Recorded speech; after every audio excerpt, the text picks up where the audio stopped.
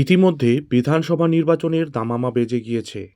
রাজ্যের শাসক দল থেকে বিরোধী দল সবাই কিন্তু নিজেদের প্রচারে নেমেও গিয়েছেন। এরই মধ্যে রাজ্য সরকারি কর্মচারী ও পেনশনভোগীরা তাদের দীর্ঘদিনের প্রাপ্য ডিএ আদায়ের লক্ষ্যে নাছোড়বান্দা আন্দোলন করেই চলেছেন।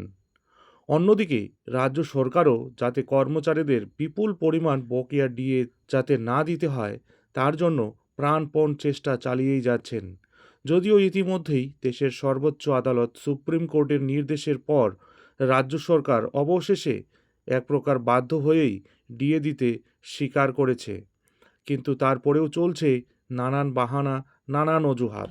কিন্তু এবার সরকারি কর্মচারীদের চাপে এবং ভোটের মুখে বকেয়া ডিএ নিয়ে কাজ শুরু হয়ে গিয়েছে বলে জানালো পশ্চিমবঙ্গ রাজ্য সরকার।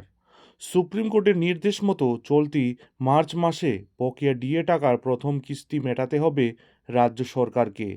আর এদিকে আজ ২৭ মার্চ হয়ে গেলেও সরকারি কর্মচারীদের অ্যাকাউন্টে কোনো টাকা আসেনি। এই নিয়ে যথেষ্ট তরজা শুরু হয়েছে। অপরদিকে টাকা না মেটালে বৃহত্তর আন্দোলনে নামা হবে বলে হুঁশিয়ারি দিয়েছেন সরকারি কর্মচারীরা। আর এই হুমকি হুঁশিয়ারির মাঝেই এবার নবান্ন ডিএ সংক্রান্ত নতুন বিজ্ঞপ্তি জারি করতে বাধ্য হলো। পশ্চিমবঙ্গ সরকারের অতিরিক্ত মুখ্য সচিবের নেতৃত্বে বেরিয়েছে নতুন বিজ্ঞপ্তি। বকেয়া ডিএ নিয়ে আসলে নির্দেশিকা বা এসওপি জারি করা হয়েছে। রাজ্য সরকারি দপ্তরের ড্রয়িং অ্যান্ড ডিসবার্সিং অফিসারদের বা ডিডিওরা বকেয়া মহার্ঘ ভাতা বিল তোলার জন্য অনুসরণীয় এসওপি দেওয়া হয়েছে বলে জানানো হয়েছে। অর্থ দপ্তরের বিজ্ঞপ্তি নম্বর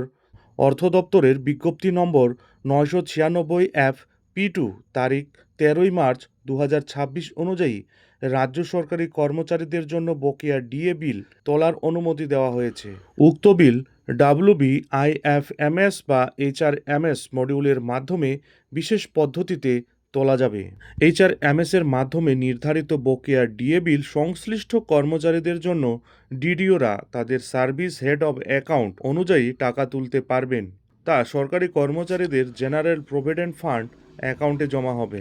কর্মচারী ভিত্তিক বকেয়া বিবরণী ডিডিওদের কাছে এরিয়ার বা সাপ্লিমেন্টারি এরপর টাস্ক লিস্ট মেনুতে পাওয়া যাবে।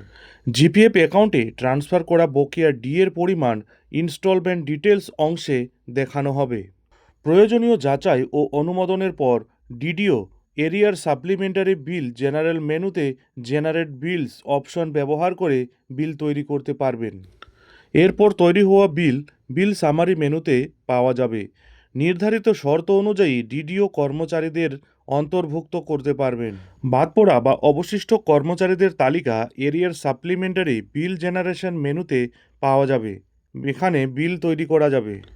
অবশ্যই জিপিএফ অ্যাকাউন্টে অর্থ ট্রান্সফারের জন্য টিআর ফর্ম 47 বকেয়া বিলের সঙ্গে তৈরি হবে।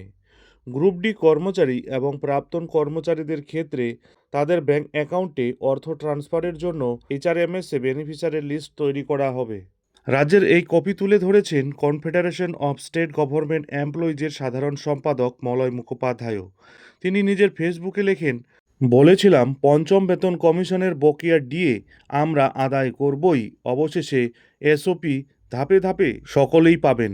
তবে এখন দেখার বিষয় এআইসিপিআই কতটা মানা হয়। বলা বাহুল্য 15/4/2026 আদালত অবমাননার মামলাটি সর্বোচ্চ আদালতে বহাল আছে।